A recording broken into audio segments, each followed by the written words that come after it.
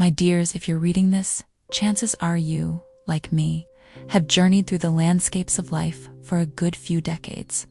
The laughter lines around your eyes, perhaps etched deeper by time and countless smiles, are becoming more pronounced, aren't they? Or maybe when you glance in the mirror, a distinguished silver halo graces your temples, a gentle reminder of the vibrant hues that once dominated. Don't you fret, my loves, for these are not the harbingers of decline whispered about in worried corners of society, but rather, they are exquisite maps of breathtaking adventures, compelling stories meticulously etched onto the very delicate and resilient fabric of our being. I am Margaret, and today, as I settle contentedly onto my old porch swing, the gentle afternoon sun casting a warm golden embrace upon my face, I feel a quiet joy bubbling within. From this tranquil spot, I want to share with you a few heartfelt thoughts on finding that deep, abiding happiness and a profound sense of peace in these golden years. Especially after crossing the significant milestone of 70. It's a time of reflection, a time of quiet joy, and a time, I believe, for the most profound kind of flourishing. Life, as the wise ones so often say, is indeed a journey. But it's not solely about the destination marked on a map, is it? No, my dears, it's infinitely richer than that. It's about the winding, unpredictable paths we traverse, the unexpected detours that lead us to hidden gems, the breathtaking vistas that steal our breath away, and yes, even the occasional stumbles and scrapes that teach us resilience and empathy. When I was younger, oh, the tempest of anxieties I relentlessly carried. Like a heavy cloak, worry clung to me. I fretted endlessly about my appearance, agonizing over every perceived flaw. My career path felt like a tightrope walk, always teetering, and the relentless judgment of others, real or imagined, felt like a constant spotlight. I was perpetually chasing after external achievements, convinced that happiness was some glittering trophy gleaming in the distance, a formidable summit to be arduously conquered. Now, looking back across the vast expanse of years, I can't help but chuckle softly, a gentle sound that carries no judgment, only understanding, at my younger, striving self. Happiness wasn't perched precariously at the top of a mountain, cold and inaccessible.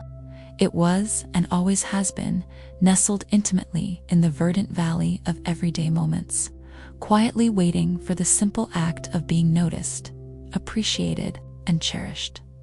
Let's talk openly about age, shall we? It's a funny and often misunderstood thing, this journey of aging. Society, with its relentless pursuit of youth and fleeting ideals of perfection, so often paints it as something to be feared. A steady decline into obsolescence, a mournful fading away from vibrancy. But I've come to see it with such different eyes as a magnificent, intricate unfolding, like the slow, deliberate blooming of a rare and precious flower. Yes, undeniably, my knees creak a bit more like rusty hinges when I attempt to climb the stairs. The reflection, staring back from the glass, is undeniably well more seasoned, carrying the hallmarks of time's patient artistry. But each new wrinkle that graces my face, each silver strand that catches the light in my hair, is not a sign of loss, but a vibrant testament to a life fully lived. A hearty laugh joyously shared that crinkled the corners of my eyes, a silent tear bravely shed that etched a line of wisdom, a formidable challenge valiantly overcome that deepened the lines of my brow. I vividly remember the day the very first gray hair made its appearance, peeking out defiantly amongst the dark strands. I was utterly horrified. In a moment of near panic, I rushed to the salon, desperate to banish this unwelcome intruder, back to the oblivion from whence it came. But now, when I look in the mirror, I no longer see flaws to be corrected. Instead, I see a beautiful, complex tapestry, meticulously woven with the golden threads of time and experience.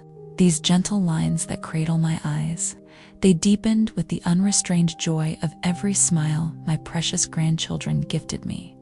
This shimmering silver that weaves through my hair, it caught and reflected the soft moonlight as I held my beloved husband's hand, walking along the whispering beach many years ago, the salty air kissing our faces. These aren't flaws to be concealed. They are cherished chapters in my own unique story, lovingly etched into my very being, making me who I am, wonderfully and completely.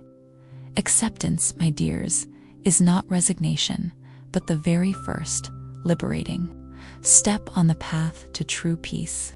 Embrace the exquisite map of your own life, every line and curve of it, the smooth paths and the rugged terrains. It's a beautiful, utterly unique masterpiece that no one else in the world possesses. For far too long, I unknowingly resided in the shadowy, unproductive terrains of what was and the equally unsettling landscape of what if. I'd endlessly replay past mistakes in my mind, agonizing over choices I'd made, opportunities regrettably missed, words spoken in haste that I could never fully retract. Or, with equal intensity, I'd catapult myself into the blurry future, consumed and paralyzed by anxieties of what might be, what could potentially go wrong, fretting over possibilities that likely would never even materialize. Sound achingly familiar? It's utterly exhausting, isn't it? It's like desperately trying to catch smoke with your bare hands. Relentlessly slips right through your fingers, while you futilely chase after insubstantial ghosts and fleeting shadows of the past and future. It was in my late 60s, I believe, during a particularly quiet and reflective afternoon, gently tending my fragrant rose garden, the velvety petals soft beneath my fingertips, that it truly dawned on me with the force of a gentle revelation. The past is irrevocably gone, unchangeable, a closed book. The future is yet to come, shrouded in delightful and unnerving uncertainty, an unwritten page. All I truly, tangibly possess is now, this very moment, the gentle, cooling breeze caressing my face, the heady, intoxicating scent of the blooming roses filling the air, the comforting, soothing warmth of the afternoon sun bathing my skin. These simple sensory experiences, I realized, were my true and valuable treasures. I instinctively started practicing mindfulness, though I didn't label it with that formal term then. Simply, consciously, started paying exquisite attention. Really, deeply, authentically paying attention to the small miracles unfolding around me. To the rich, comforting taste of my steaming morning tea as it warmed my hands and soul, to the cheerful, melodic sounds of birdsong greeting the dawn, to the grounding, earthy feeling of cool soil beneath my bare fingers, when I was lost in the meditative act of gardening. The persistent worries didn't magically vanish overnight with a wave of a wand. Oh no, but gradually, steadily, they loosened their suffocating grip on my mind. Living fully in the present moment is like discovering and anchoring yourself securely in the calm, peaceful eye of a swirling storm. It's finding that oasis of tranquility and stillness amidst the turbulent, relentless winds of past regrets and future anxieties. And oh, the profound, understated joys of simplicity. In my younger, more restless years, I was constantly swept up in the relentless pursuit of bigger, better, more. A bigger, more impressive house to showcase success, a better, more prestigious job title to validate worth, more and more possessions to fill some indefinable void I couldn't quite name. I mistakenly thought that lasting happiness was inextricably tied to grand public achievements, to glittering accolades bestowed by the external world, to the ephemeral allure of material things. How profoundly wrong I was. I now understand with a quiet certainty. True, genuine contentment, I've come to deeply discover, quietly resides in the small, unassuming, everyday wonders that we so often carelessly overlook and dismiss in our hurried, frantic rush through life. A perfectly still, quiet morning spent lingering over a fragrant cup of Earl Grey tea, watching in awe as the sunrise, like a masterful artist, paints the vast canvas of the sky in breathtaking, ever-shifting hues of soft orange and delicate pink, the unrestrained, infectious laughter of my beloved grandchildren as they gleefully chase fluttering butterflies in the sun-drenched garden. Their small voices, a symphony of pure joy. The deeply comforting, unspoken silence shared with my dearest friend over a simple, steaming cup of coffee, a connection that transcends words. The soft, comforting feel of luxurious yarn as I slowly, meditatively knit a cozy scarf to ward off the winter's chill, each stitch a prayer of peace. These are the unassuming moments that, when strung together with intention and gratitude, weave the rich, vibrant tapestry of a truly happy and fulfilling life. It's decidedly not about the grand, dramatic gestures that shout for attention, but rather the gentle, almost imperceptible touches that whisper to the soul. It's about profoundly appreciating the everyday bread and butter of life, the simple sustenance that truly nourishes us, and less about impatiently craving only the occasional, fleeting icing on the cake. Learn to consciously cultivate the beautiful habit of finding joy in the ordinary, the mundane, the overlooked, and you'll be astonished to discover extraordinary, lasting happiness woven into the very fabric of your everyday existence. As we gracefully age, we also, often through hard-won experience, finally learn and appreciate the immense liberating power of a simple, two-letter word, no. For far too many years, driven by an ingrained desire to please everyone around me, I was a dedicated, albeit often weary, people pleaser. I reflexively said yes to almost everything and everyone who asked, often at the considerable expense of my own precious well-being, my dwindling energy, and my own genuine happiness. Birthday parties I felt obligated to attend, but secretly. Dreaded volunteer work I committed to, even when I didn't possess the physical or emotional energy to give. Countless favors eagerly asked of me that gradually drained me dry and left me depleted. I was plagued by an irrational sense of guilt whenever the thought of saying no flickered through my mind, as if I was somehow letting people down, being selfish, or failing in some fundamental way. It wasn't until I journeyed well into my 70s, through years of quiet reflection and gentle self-compassion, that I finally deeply understood a profound truth. Saying no to things, to requests, to commitments that genuinely don't serve you, that deplete your spirit, is decidedly not selfish at all. In fact, it's a crucial act of vital self-preservation. It's fundamentally about honoring your own inherent needs, acknowledging your own finite energy levels, and fiercely protecting your hard-earned inner peace. Learning to politely, gracefully decline invitations that don't resonate with your soul, to gently but firmly set healthy boundaries with demanding family members who inadvertently or intentionally drain your energy, to simply, kindly say no, thank you, without feeling the unnecessary burden of guilt.